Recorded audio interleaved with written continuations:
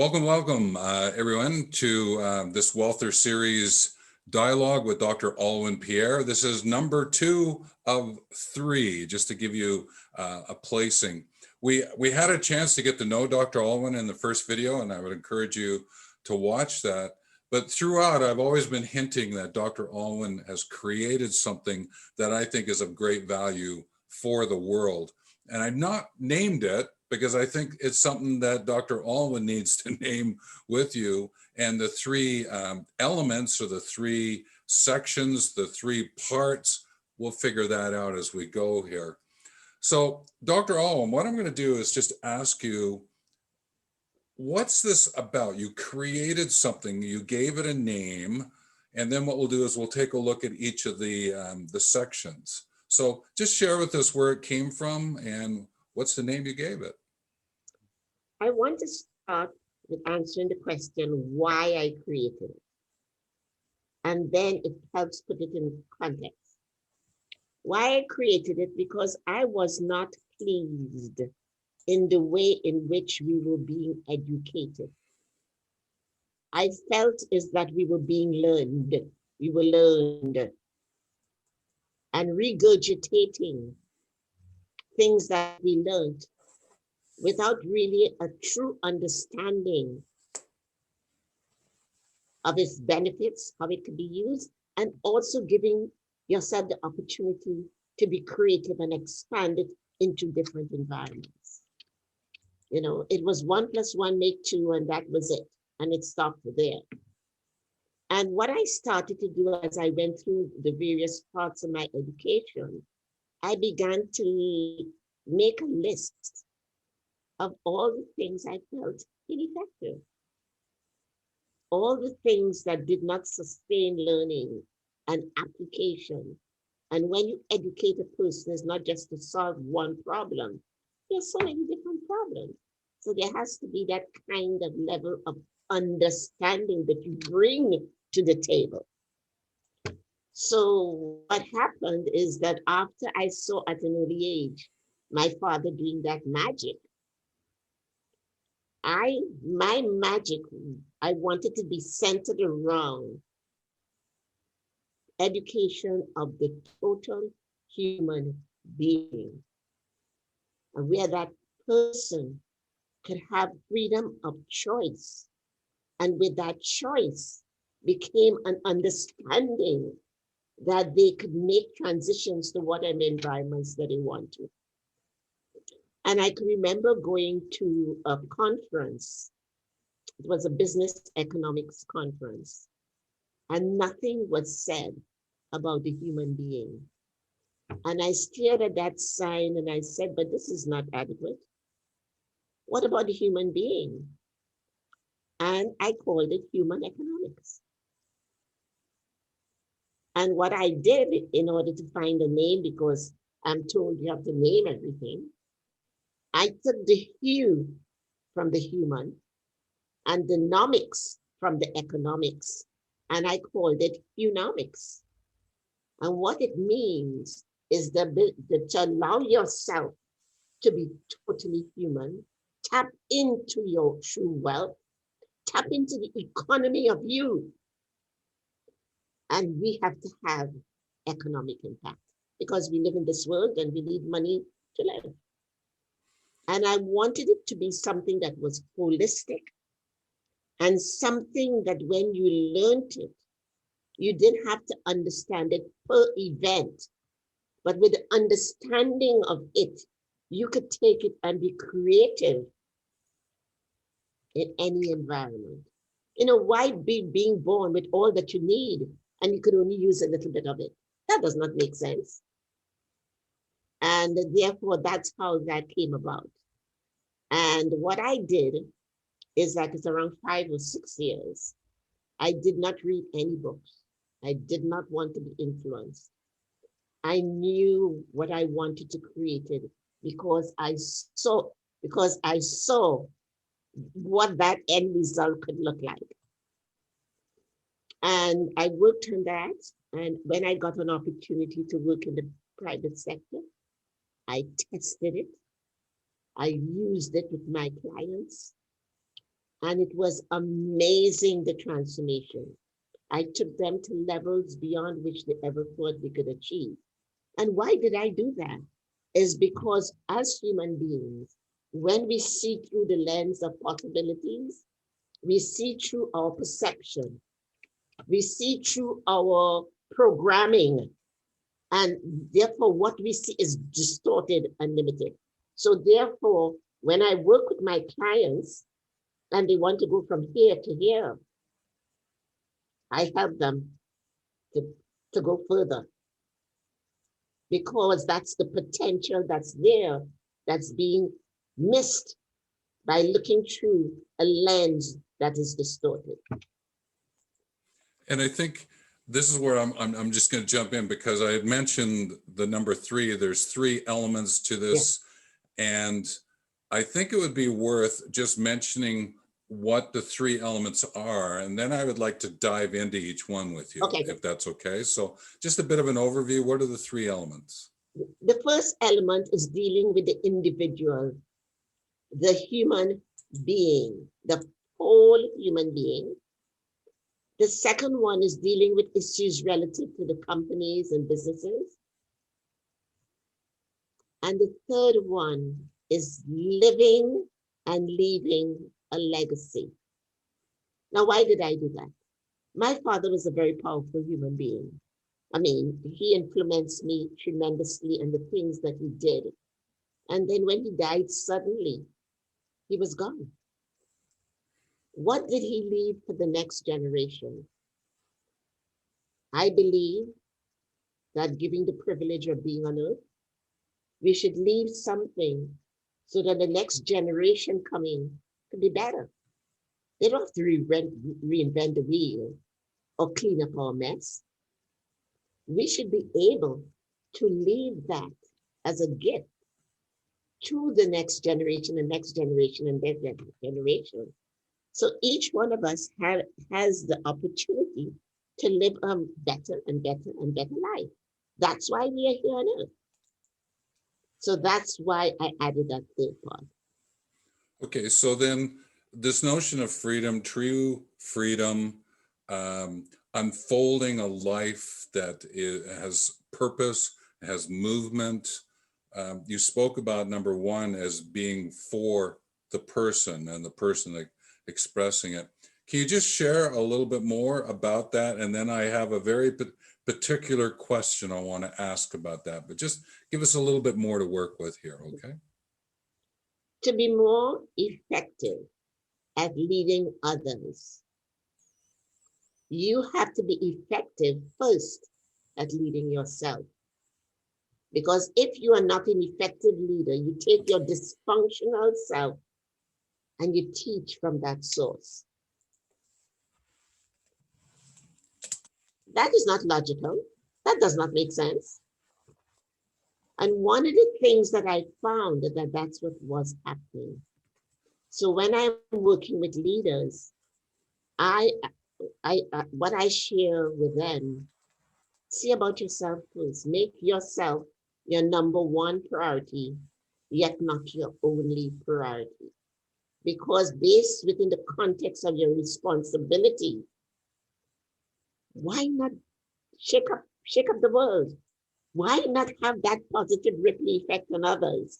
So that when you touch 1 person or 2 people, you're touching many. And that was the intention of why I did it that way. Let's pick up on that intention. This is where the question comes in. What is like a really great example, if you were to share with me something that I could do to get my own movement going from this perspective of my own true freedom? What is it you would suggest to me, which in essence you're suggesting to everyone? Okay, give me a minute here to think, because I could give you an extreme. Let me not give you an extreme. Would that be okay? Sure. Okay. I was asked to speak to work with one of the top executives, because what was happening, his team was not performing well, and people wanted to quit the team. but they knew he was brilliant and they did not want to lose him. So they asked me to come in and say, help this person not only and build his team to be a powerful team operating at their true potential, but I want this leader to knock it out of the park. And therefore, what happened, I started to work with him. And what was interesting, he said, but that's not the traditional way. And I told him, well, why would you pay the traditional when you already had it and it did not work? And I had him commit that we are going to take a journey that will have him to be his best self. And I wanted to welcome him to that journey. It was a journey of adventure into him. So by the time we were finished, he will be operating from a strong platform from which he could do whatever it is that he wants and achieve. He welcomed it because he was a good client. And what I did is that I helped him to understand who this individual that was sitting in front of me is and was born to be, and how to tap into the genius, how to have that work for you. And I gave him challenges because for me, transformation is a lived experience. It's not about having 5 steps and 10 steps and whatever, because I may need 10 steps, but you may need 3. So I helped him to truly understand it so that when he was dealing with his team, he could also explain it to them and have them embrace it.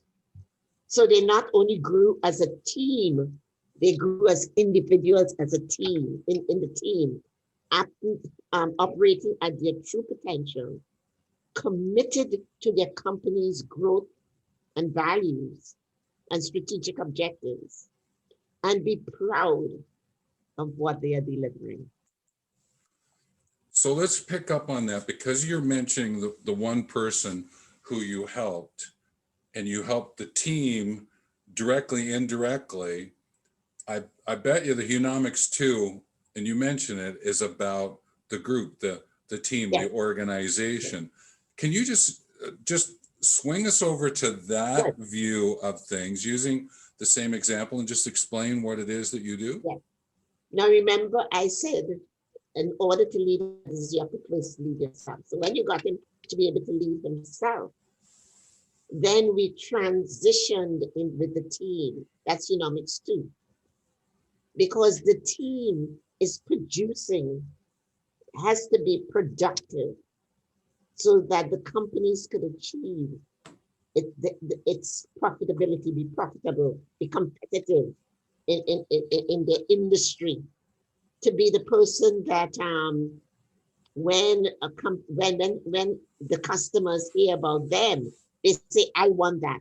I not only like them for what they are producing, but I like them for their values. I like them because they deal with me as a human being. They respect me and they give me the kind of goods and services that I am looking for. And it was just a blast. What happened later on in like a year or 2, because he told me about it, they were downsizing and they were cutting his department, his division. And he wrote me and he says, we really did a good job because they had an opportunity to move other places, but they wanted to stay put. Because what was happening, they were not only helping their company and the company was winning, but they were winning individually and collectively. That's what you want. So then the work that you do with the team, you meet with the team as a team, or you're meeting each person on the team? What can you just explain that part? We are, to be a group, we are individuals first. Yeah. So we have to express the individuality. So I interviewed each one of them to hear what they wanted for their life. to hear what it is, whether or not they being part of the team and the roles they were in. Is that's what they wanted. Because you see, when you have an individual win and individuals are winning and they're part of the team, it is natural the team will win. And they really appreciated it because what it did, it gave them the respect and that we value their contributions and talked about how it would benefit them, what we are doing.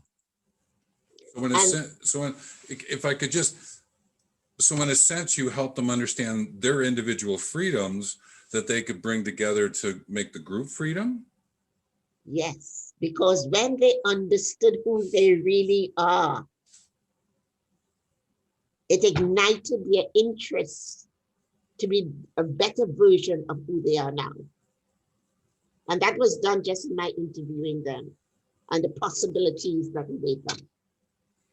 And so then by working with the individual you started with, I'm thinking that person could then hear the words of the team members as well in meetings and understanding that freedom, bringing freedom, collecting the freedom, bringing it together.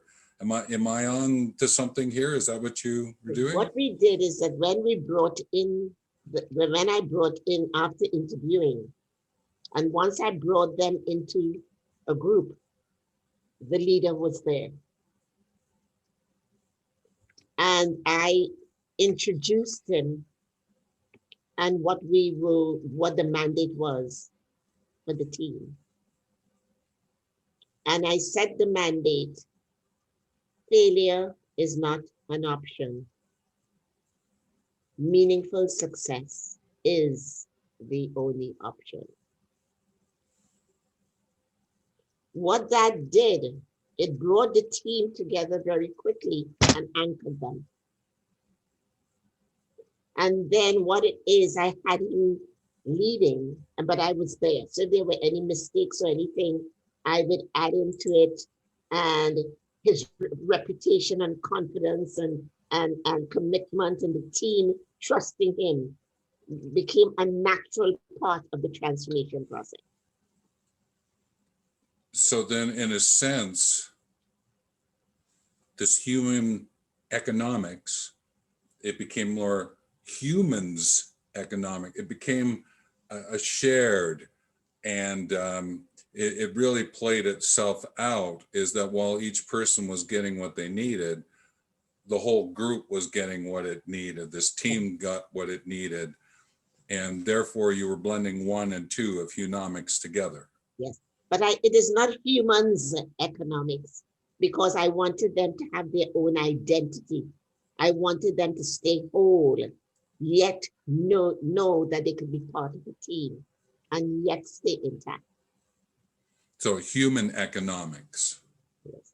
Hunomics, that's where we're Hunomics. going. Yes. Okay, great. Well, from that element of 1 being with the person, 2 being with a group, team, organization, I know that what we can do is we can go into the next video and unpack this idea of legacy. I appreciate, but before we go over there, there's been a word that's been hanging around in here for me. Okay, you spoke about purpose in the first video, and again, I encourage you to watch the first video, everyone. The second one is the word movement. There's something here about the word movement, and I think you've got something to share because you're hinting at it, but I'd like you to really come out and speak about the notion of movement. I was looking for a way to bring this to the world, to bring these solutions to the world, because they were tried, they were tested, they were consistently. And I wanted a platform to use that made it easy to bring it to the world. And I decided I will call it a movement. 1, it's the platform, but 2, you have people moving to the better version of themselves. And and also when they move to that better version of themselves, they have their company that's also moving forward. So I liked that concept because what it does, there was a flow to it. And I think that that's important because, and I'm glad that you mentioned, that's why I wanted to bring it up, is because each individual person has their own set of, an appreciation of movement. But there's also this flow of the group, team, organization working together. And often we'll take a word like movement, and I'm sharing this with all the listeners, and we just put it there and say, okay, this is our definition of it. But what you're doing is giving us a bit more flexibility and understanding what this movement is about. Yes, I am. Because what it is, I wanted what I believe in learning. It's a flow. It's developmental. And I didn't want to have it as module 1, module 2, module 3, module 3, 4. Because I'm taking my clients on a journey of change. It is a lived experience. I experienced it very early in my life where I learned leadership and transformation. And I did not even know I was learning it. It became part of my DNA. And I had flexibility because I saw it in all its different permutations. And I understood essence and substance of what it is. And when you understand essence and substance of what something is, boy, you've got it. You're on the way to achieving whatever you want. And that's great because for those, again, listening in, Dr. Ulwyn and I over the years have had quite a few conversations, and her ideas around movement that she learned from her private consulting and, from her own years of going through what it is that she has gone through. And now that she's in the, what we call more of a public arena, movement is an essential element. And I would ask you to go back and listen to what she's just shared. And I would encourage you to write some comments below because we appreciate reading comments. And even if you were to define movement so that we could both read it, we would enjoy reading that. So what I'm going to do is I'm going to suggest that we get ready to go to video number 3, which would be 3 of 3. And what we're going to do is take a look at Hunomics 3 and this notion of legacy. So let's catch us in the other video.